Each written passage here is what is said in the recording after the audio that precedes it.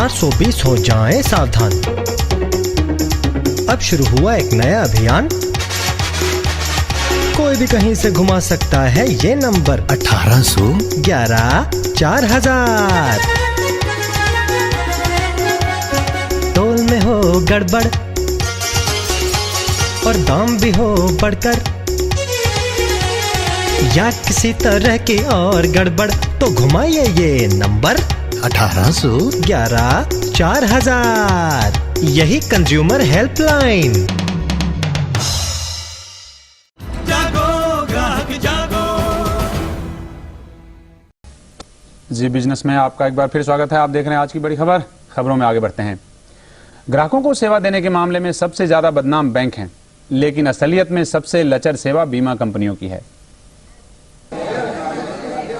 बीमा क्लेम का समय पर भुगतान न करना, क्लेम को नकार देना, पता बदलने के लिए ग्राहकों को दफ्तर के बार बार चक्कर लगवाना, मेडिक्लेम नहीं देना जैसी दिक्कतें बीमा धारकों के लिए बड़ी सिरदर्द हैं।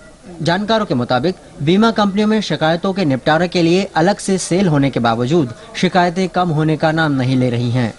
नेशनल कंज्यूमर हेल्पलाइन इसके लिए बीमा कंपनियों द्वारा ISO नियमों की अनदेखी को जिम्मेदार ठहरा रहा है। आप ISO का जो कंप्लेंट मैनेजमेंट का सिस्टम है उसका स्टैंडर्ड इस्तेमाल करिए। सब अपने अपने तरीके से कर रहे हैं। अरे दुनिया भर में एक स्टैंडर्ड है ISO का कि एक कंज्यूमर की कंप्लेंट कंपनी के अंदर कैसे सुलटाई जाएगी, उस स्टैंडर्ड को फॉलो करिए आप। कंज्यूमर हेल्पलाइन को पिछले एक साल में 3000 से ज्यादा बीमा संबंधी शिकायतें मिली हैं। इनमें LIC की 306, नेशनल इंश्योरेंस की 200, न्यू इंडिया की 160, ओरिएंटल इंश्योरेंस की 98 शिकायतें दर्ज की गयी। इनमें सबसे ज्यादा शिकायतें मेडिक्लेम की है। कंपनियां इन शिकायतों के लिए ग्राहकों की गलती मानती हैं। Consumer is not aware. अगर consumer at the time of the taking the policy understands what are the coverages under the policies and what are the exclusion under the policies, I think so ये problem arise ही नहीं होगा। National consumer helpline का मानना है कि बीमा संबंधी शिकायतों के निपटारे के लिए नीतियों में बदलाव की तत्काल जरूरत है। भूपेंद्र सोनी, जी बिजनेस, दिल्ली। और अब इस पर बात करने के लिए हमारे साथ हैं श्रीराम खन्ना जी और उनके साथ हैं अजय सहगल। अजय सहगल जो हैं वो एडमिनिस्ट्रेटिव ऑफिसर हैं ओरिएंटल इंश्योरेंस के, और श्रीराम खन्ना साहब हैं chief investigator national consumer helpline. आप दोनों का स्वागत है जी बिजनेस में।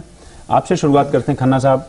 क्या बहुत आपके सर्वे को देखें तो कस्टमर बड़े नाराज हो सकते हैं बीमा कंपनियों से? देखिए, जो सबसे ज़्यादा प्रॉब्लम इस समय है जी, वो मेडिक्लेम को लेके है। और जैसे मेरे मित्र ने कहा कि भाई कस्टमर को सोच समझ के पॉलिसी लेनी चाहिए जी। जो नहीं समझा उसको बेचते क्यों आप? जब चेक लेना होता है तो आप बिना पूछे बिना जाने चेक लेके फॉर्म भरता रहेगा, और जब उसको पैसा लेना होता है तो उसको आप सब वहां भेज देते हो कि भाई वहां से ये लेके आओ, ये कवर्ड नहीं है। ये कहाँ का न्याय है कि जिस कस्टमर से आप चेक ले रहे हो उसको समझाओ, और अगर उसको समझ आ गया तो उसको चेक लो, अगर उसको समझ नहीं आया तो आप क्यों उसको सेल कर रहे हो? ये प्रॉब्लम सिर्फ सरकारी कंपनियों में या प्राइवेट कंपनियां में? नहीं, दोनों तरफ है। देखिए, उसमें प्रॉब्लम यह है क्योंकि जो मेडिकल इंश्योरेंस है हिंदुस्तान में नई चीज है।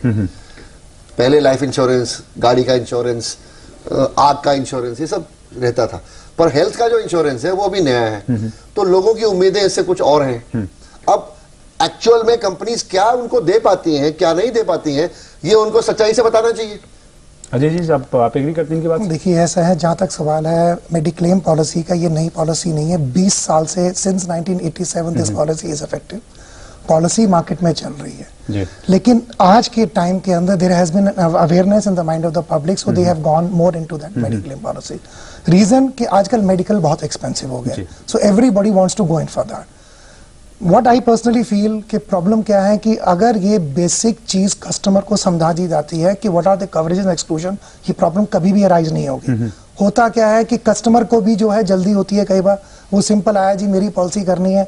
There may be some people who do not communicate, but I believe अगर कस्टमर भी अपना राइट समझ के वो ये मांग लेता है कि मैं अगर पॉलिसी ले रहा हूं, जब मैं पैसे खर्च कर रहा हूं तो मुझे पता होना चाहिए मेरी पॉलिसी के अंदर क्या कवरेज है, क्या एक्सक्लूजन है, ये उसका राइट है and he must ask for that. कल को होता क्या है, पॉलिसी लेने के बाद उसने भी कहा हमने बताया, आधी बात सुनी, आधी करके पॉलिसी चली गई, कल को क्लेम आ गया।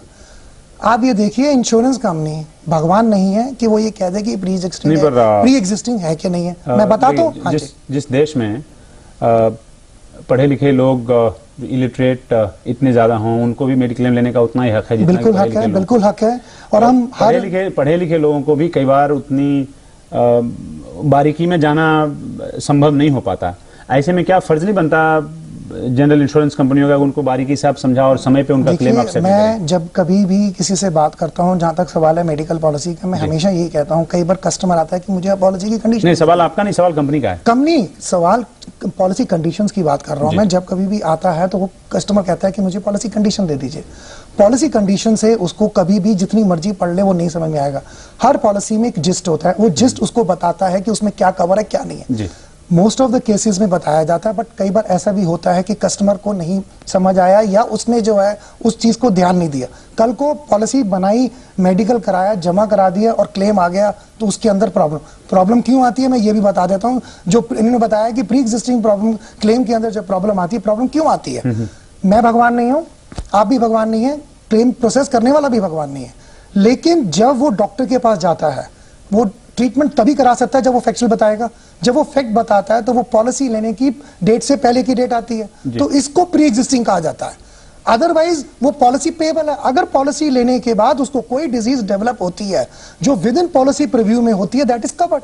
उसके अलावा अगर वो पहले हो जाती है और वो डिक्लेयर करता है, डॉक्टर कह रहा है, उसकी रिटर्न उसकी रिपोर्ट आती है, this person is having this problem from last 6 years, policy ली 2 साल से, प्रॉब्लम चल रही है 6 साल से, so this problem is going to be there. देखिए ऐसा है, ये जो कह रहे हैं इंडिविजुअल केस में तो ये बात सही है, परंतु जब सैकड़ों ऐसे केसेस और देश भर में और कई कंपनियों के साथ, इसका मतलब क्या है?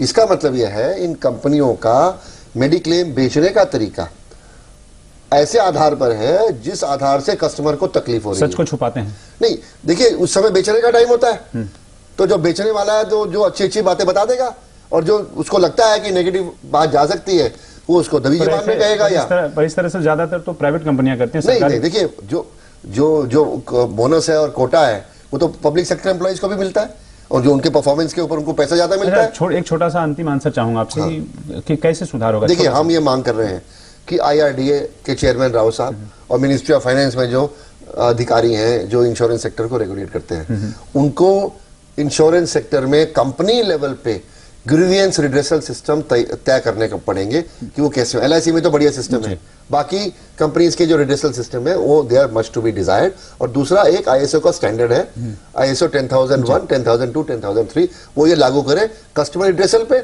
और रेगुलेशंस IRD बदले मेडिक्लेम और दूसरी प्रॉब्लम। अजय जी से एक सवाल पूछ लेते हैं। एक समय की थोड़ी कमी, अजय जी माफी चाहूंगा। हाँ जी।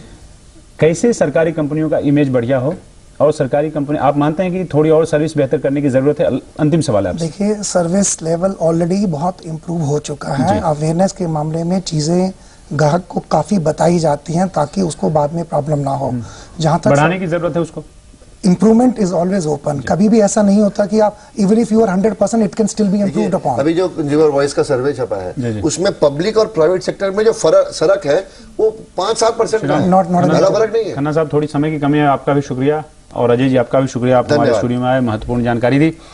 और जनता यही उम्मीद करे आप दोनों से कि जितनी भी बीमा कंपनियां थोड़ी बेहतर करे सर्विस, अपनी प्राइवेट हो या सरकारी हो। इनसे उम्मीद करें जी सर, हम तो ऑलरेडी हैं। मैं सिर्फ एक ही बात कहना चाहूंगा इसके ऊपर, जहां तक मेडिकल सेक्टर की बात कह रहे हैं, छोटा सा, सो बिल्कुल बहुत छोटा सा है। 100 रुपया अगर इंश्योरेंस कंपनी लेती है एक प्रीमियम के लिए, उसके 350 रुपए पे कर रही है। कब तक कोई इंडस्ट्री रन कर सकती है?